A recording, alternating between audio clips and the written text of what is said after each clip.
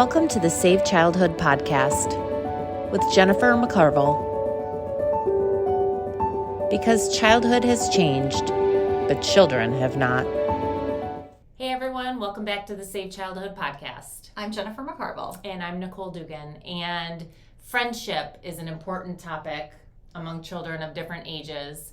We have already talked about what friendship and play looks like for the younger children, preschool age. You know, when we talked about the social stages of play, that incorporates in those social stages, which obviously friendships are social experiences. So that one we talked about a previous podcast. So we are extending that topic today to talk about what friendship looks like in other age groups. Yes, starting with children, it starts to shift around the primary years, first grade-ish, right? Okay.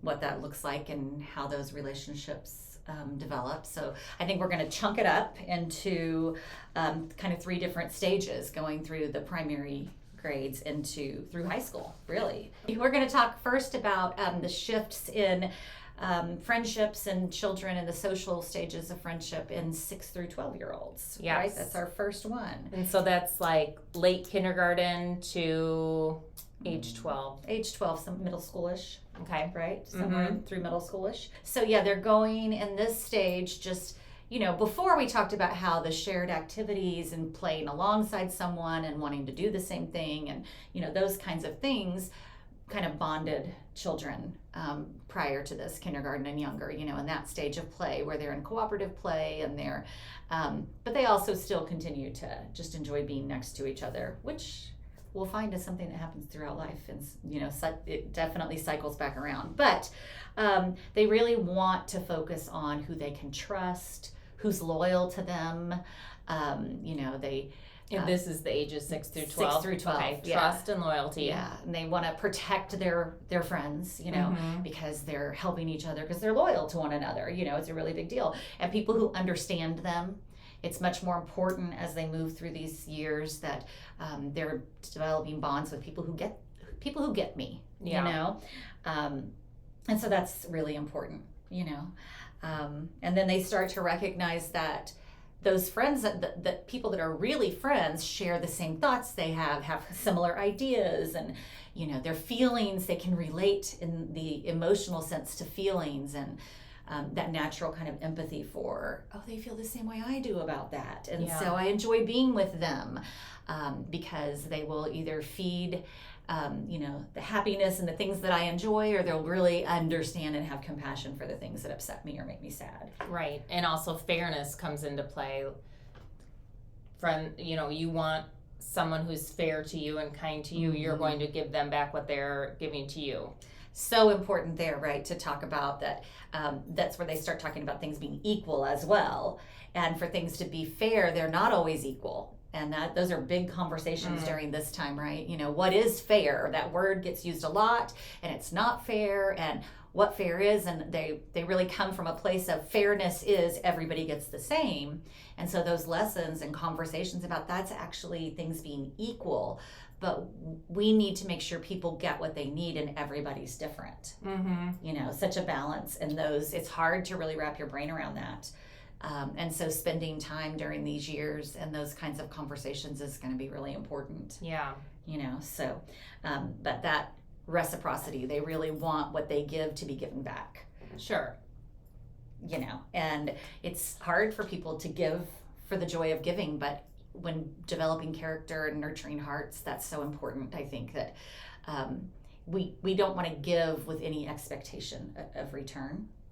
Not in the same moment anyway. Those friendships, of course, over time, you give a little, the friend gives a little, it all balances out over time. But just those lessons are so important during this stage to kind of cement that in their hearts, that you do kind things for people because you want to and you care. And, they in return should be kind, but the tit for tat mentality is a very, I think, delicate, slippery slope to be aware of during these ages.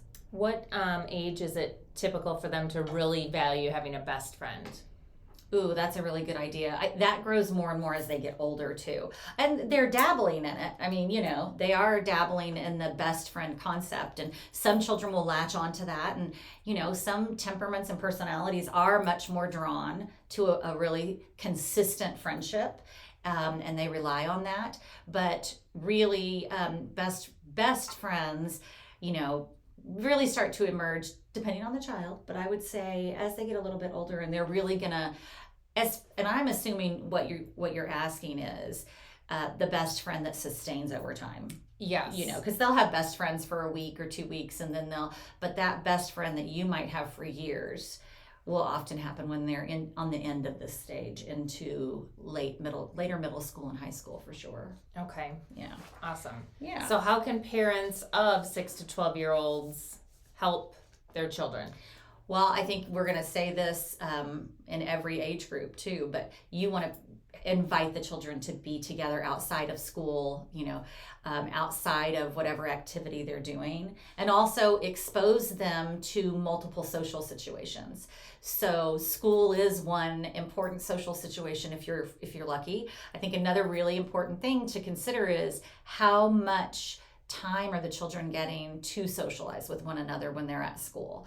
Unfortunately, that amount of time is decreased so greatly as we've also decreased things like being able to talk in the lunchroom and being able to, talk in the hallways. Children are expected to walk through hallways now being completely silent. And so there's not any social interaction in those places. Recess is, here in Texas, it's really a huge problem for what's happening to children not having time in recess. 20 minutes, and that includes traveling to and from if you're lucky, and 15 minutes a lot of places, and no recess at all. That's becoming across the country a problem. So when are the children able to develop social skills if they're not able to interact socially? So thinking about that, we've got to create more spaces for them to develop these social skills by being together. So making sure that you're not overscheduling them. Yes, having different social groups, like the group at school and maybe the group at church that you spend a lot of time with, maybe the group that you play a sport with. But I think as parents, we have to really look at, is that time to socialize or is that controlled scheduled time? Because if you're going to an organized sport, yeah, you have a little banter and a little social interaction, and that's great. But we've got to make sure there are also pockets for actual social play. We tend to replace that as children get older with structure and rules, and those things are good, and they're ready for them to a large degree as they move into those older ages. But we can't fool ourselves by having them in so many scheduled things, and we think that's socializing. That's a valid point. I've never thought of it like that. Yeah, they're not really playing and interacting organically, or there's no it's horseplay. And when you're in sports and you're in events like that. So looking at those and making sure that they have a balance of that free time, and that you're meeting other families at the park, or you're having them over to your home, and the kids are off video games and they're actually interacting with each other. That's a hard thing too, because as they get older, there's a lot of conversation about that is how they're socializing these days. They're each on their phone beside each other. And that really isn't socializing. And it's definitely not going to develop the kind of social beings that is going to be soul-filling and going to build that character for lifelong relationships. So, yes. Okay, let's jump ahead to ages 11 through 14. 11 through 14. So, okay. In this age group, they're going through puberty. Yes, they are. There's a whole lot of deep emotion and big emotion. It's deep and big, deep and wide, and loud and proud. And, loud and angry sometimes. It's a lot. And that's hard to go through. So, realizing that they're going to have moments where they might be really sullen and moments where they might be really upset and vocal about that, or tearful, that's really hard. Yeah, and I feel like, I know friendship is important at all ages, but it feels like in this adolescent period, friendships are a big deal, and there are friendships that work and friendships that don't, and then they're friends again, and then they're not, and it's up and down, right? Right, and sometimes very hard for parents to stay out of it. So hard. But so important. It's really, really important to allow the children, of course, we know there's a line where it's hateful or cruel or, but for the most part, our children come to us and they're heartbroken because so-and-so is not their friend anymore, or they had an argument and they don't know how to handle it. And a lot of parents want to fix that for them. And the reality is that actually usually will do more harm than good, because they're not learning the skills. And also, to be fully emotionally competent, we have to learn how to deal with feelings that are unpleasant and that are hard.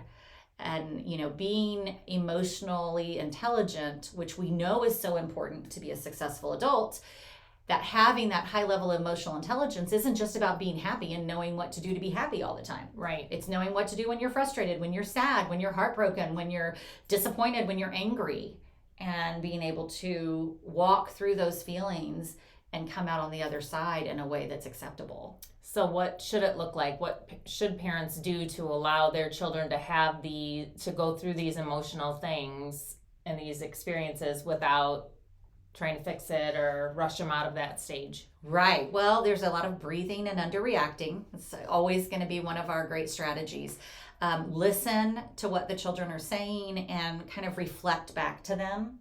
Acknowledge their feelings, always acknowledging feelings and recognizing that they're, you're frustrated, you're disappointed, but not being too quick to do that. So you're going to move into this and see it really expand through high school.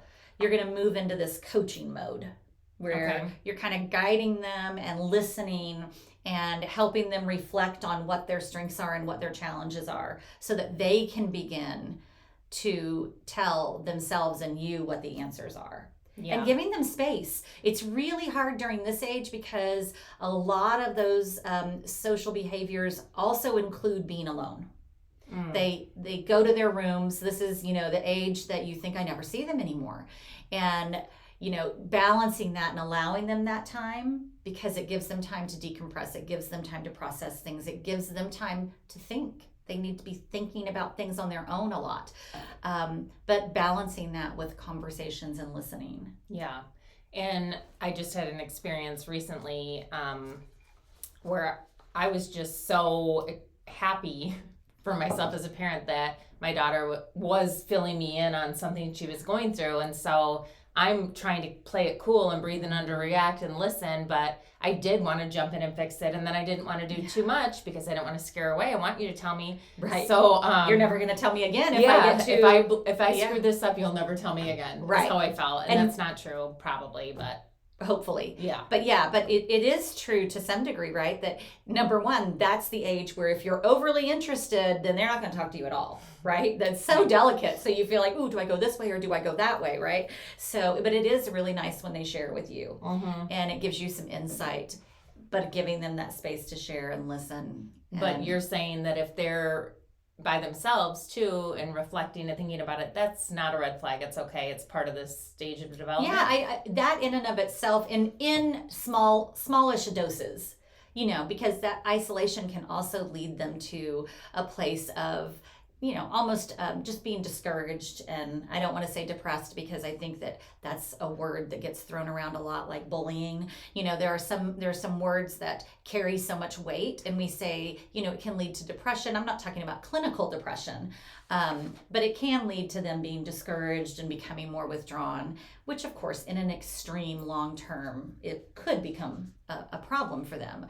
But it's important to bring them back into the family and bring them back into the peer group, So just a lot of other things that they need to feel like they belong with their peers. So this is also a time where exclusion can become a challenge. This is a time where they can start to be unkind to other children in really hurtful ways that have a long-lasting impact on others.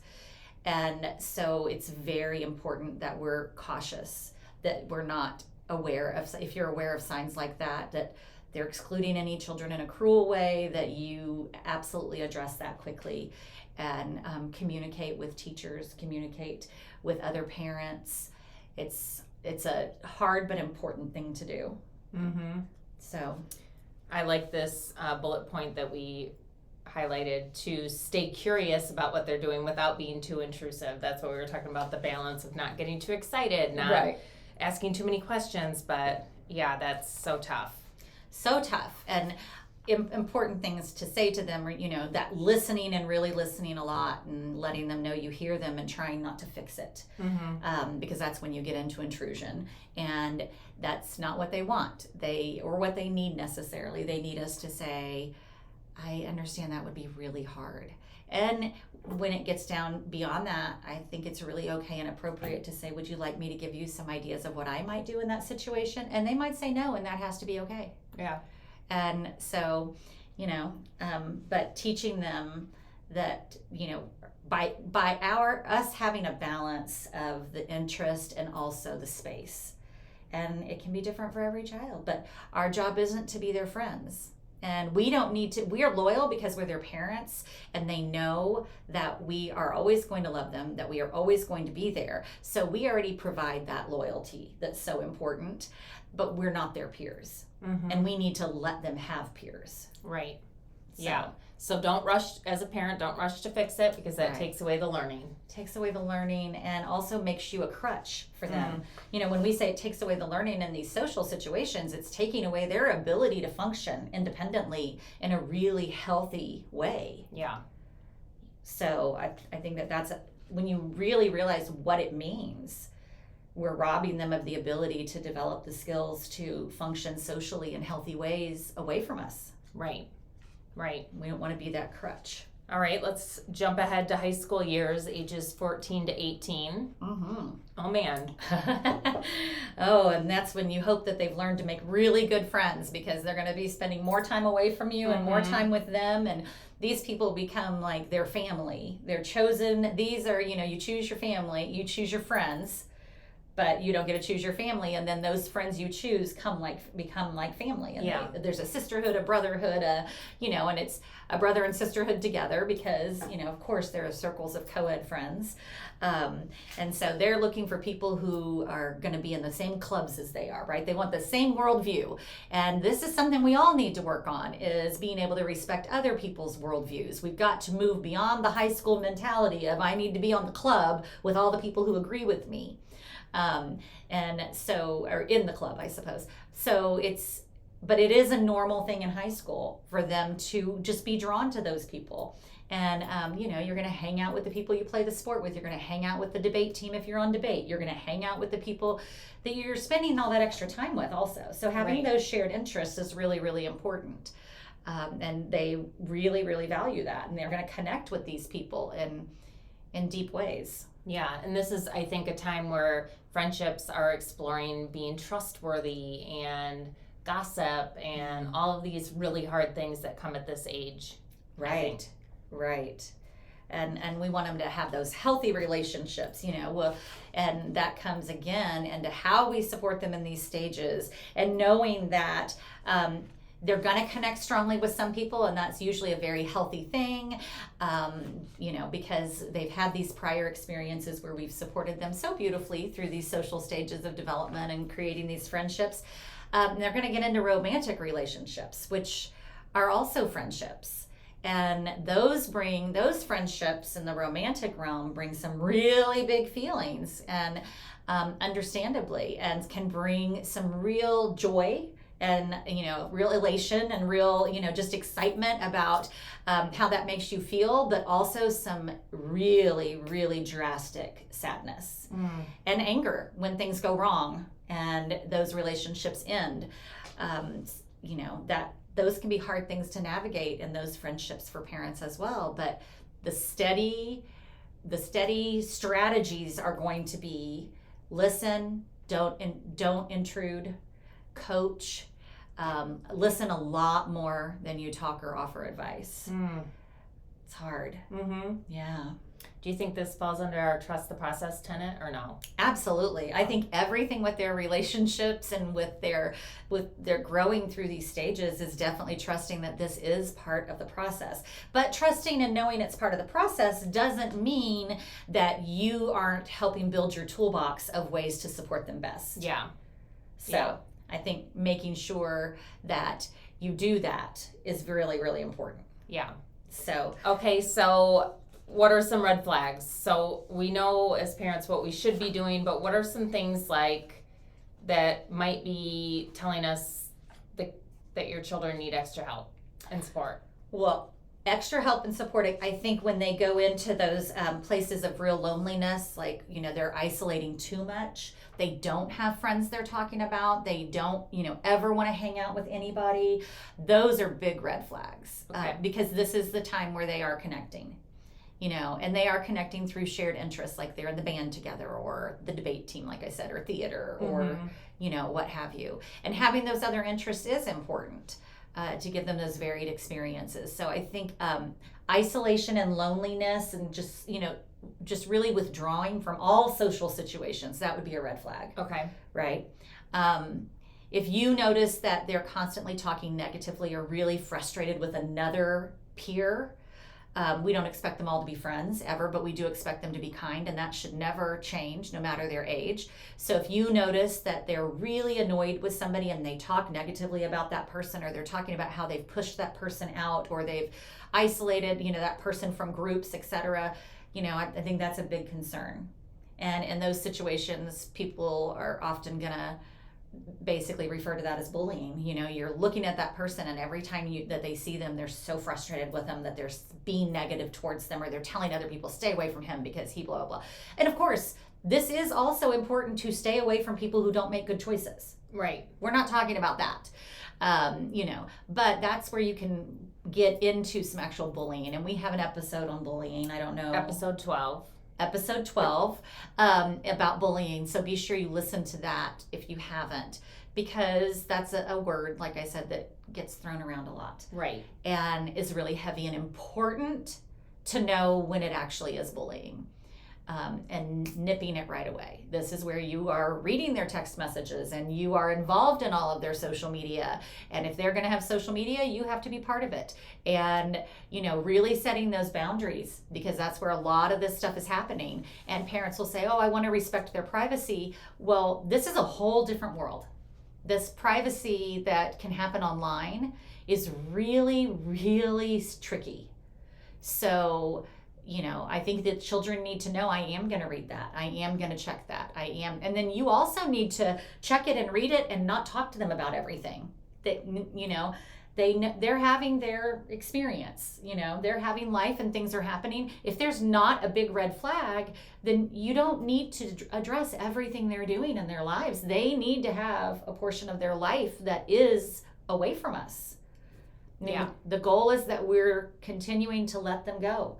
We're continuing to make them independent. Our job is horrible in some ways, that our job is actually to work ourselves out of a job, as parenting. Like and actually they come back and you're always going to have a relationship with them, but that relationship will change. And we want them to be independent. Right. And confident and kind. So I think that's a big red flag. And I think one of the important things to do during this stage also is to teach them when things go wrong, how to repair them. That's so hard, because things are going to go wrong. And it's hard for everyone. It's hard for adults. I know sometimes that's hard for me to repair after there's been a rupture in a relationship. And it's learning how to navigate. That person doesn't have to be one of my dear friends or part of my family, because it's their family, but I still need to be kind and respect who they are. Right. Which I was just thinking when you said that, like, they're also reflecting on, do I want to repair it? And Right. What you're saying is, and I'm thinking, yeah, you should reflect if you want to really be their friend. But what you're saying is, if you're going to move forward, whether you decide you want to be their friend or not, you're going to do it in kindness and respect for Absolutely. them. But you don't have to be friends with everyone. I think you're right. They're going to spend a lot of time thinking, is this someone that I want to spend this kind of time with, where they, again, think of these people as family, and a lot of parents will say, they're not your family, we're your family. And just knowing that that's the emotional stage they're going through, and it's perfectly normal and healthy for them to have that, those friendships that feel like family, and they may not want to let that person in their family. And that's okay and healthy, as long as it's done in kindness. And if they've been unkind in the process of learning that, you can repair that. There are strategies we can help the children learn to repair that thing that was unkind and still not be a best friend. Right. And I'm, just to clarify, I was talking about the high school age friendships, not Me too. young. Okay, great. Yeah, to high school. High school age. Yes. Yeah, okay. All right, so in closing, what do you want us to walk away with as parents and educators? What's the big aha? Well, the big aha is shift to coaching and to really listening more and gently realizing that it's important to hear them and to kind of listen deeply to what they're telling you to make sure that they're not crossing any lines of being cruel to other children. Second grade that's a huge turning point in social relationships, where we talked about early on, they're looking for people who have likenesses. They're realizing that some people are different more and more, and it's very normal for them to not want to sit next to someone who isn't behaving in a way they think is appropriate, or I don't want to play with them and helping them navigate that it is good and healthy to make those choices, but they can't be made with any cruelty. And that's a really important takeaway, I think. And obviously, this podcast isn't going to give you all the tools you need for that. There are great resources and books that you can read about helping the children through those different situations. And I know the Whole Brain Child is one. The Yes Brain is another one. Just lots of tools for supporting children as they go through these adolescent years and friendships. But I think the big takeaways are breathe and underreact, and realize that what they're going through is normal, and our job is to coach and support and absolutely draw a boundary when something is going wrong. Reel them back in, and if they're being cruel, etc., those are deal breakers. But coach, listen. Don't try to fix it. Don't try to fix everything. We can't fix everything. We want to help them learn to do that, because this is the training ground for being adults. This is what it's supposed to be, that they're learning the skills to move away from us. And those are important lessons. We don't want to rob them of that learning, because they're going to learn it's not always smooth. Friendships aren't always smooth, but also they shouldn't be hard either. They shouldn't be hard all the time. That's what friendships should be, easy. That's what friends do. You enjoy being around them and you feel like you can be yourself. And we're talking about really close friendships. They're going to have acquaintances, and they're going to have teammates, and they're going to have things like that where they enjoy being around them. But the levels of friendships shift, right? You have these like friends that are just situational friends. These are the friends that we hang out with because we're doing this, or they're the friends when we're there. And that's great. But then the friends that are so close, and they are developing that more and more, the friends that are so close, those friendships shouldn't take work all the time. You're going to have ups and downs, but if they're in a friendship with somebody where it's drama and trauma all the time, you need to help them move away from that. Yeah, I agree. They need to have healthier relationships. And that happens. Yeah. So, and that's part of the coaching, helping them reflect on what do you want in a friend. Is this a friendship that you want to invest your time and energy into, right? Right. Yeah, and hopefully, and that's a tricky thing, right? Because what if they say yes? That time that happens with so many different things where you're helping them see, like, is that the friendship that you want to invest in? Is this the type of person that you want to help define you? Because you do become like your friends in a lot of ways. And for them to think about that, but what if they say yes? How do you handle that? And I think the important thing is you handle it one step at a time. You really like them. I understand there are lots of things you like about them, but what are the hard things? And why is it that you want to be friends with them, and helping them navigate that more? Because sometimes they will say that.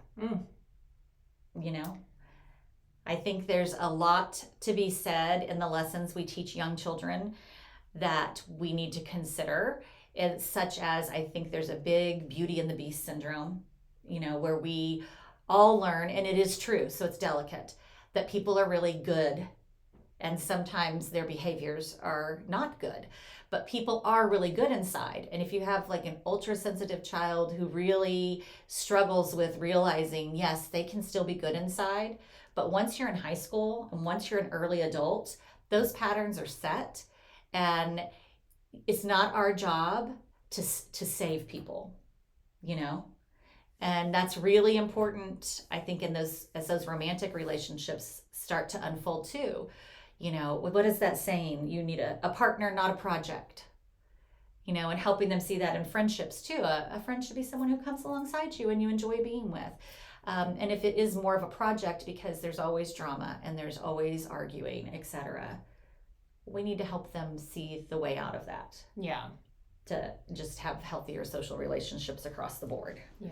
But we can help by just protecting their childhood, giving them space, knowing that we don't have to fix it all, nor should we. Yeah. But we're there, listening and available, which means midnight. Sometimes. Oh, it's usually late. Get ready for that. So that's when you got to take an afternoon power nap, just because the children are going to talk to you after they get home from the football game. Mm-hmm. And you don't want to miss that. I think another really good guideline for families is no AirPods, no headphones in the car. When we're together, we're all listening to the same music, we're talking to each other, or we're not talking, but we're not listening to our own thing and isolating ourselves within the group, because that's when you're going to have conversations when you're traveling to and from events. And don't waste that time. A little time to decompress is important. We understand that too. Yeah, so that's a good tip. All right, so that wraps it up for today's episode. Be sure to subscribe, comment, share with others who are passionate about saving childhood like we are. And what about our tenets? So we have the 14 tenets of saving childhood. So be sure to go to savechildhood.org and check that out, because these are the things we need to do to give children the childhood that they deserve. And no matter their age, they're important things our whole life long, but especially in early childhood, to be sure that we're protecting those things. Because we do know that when you give children these 14 things, that it gives them a strong, strong foundation for all of these other things. Yeah, so true. We have new episodes that launch every Tuesday morning at 6 a.m. on Spotify, Apple Podcasts, YouTube, and you can also find us on TikTok, Instagram, Facebook. We're everywhere. Yeah, apparently. Yeah. So thanks for listening in, and we'll see you next time. Have a great day. Thanks for joining us today. To learn more and join the movement, go to savechildhood.org.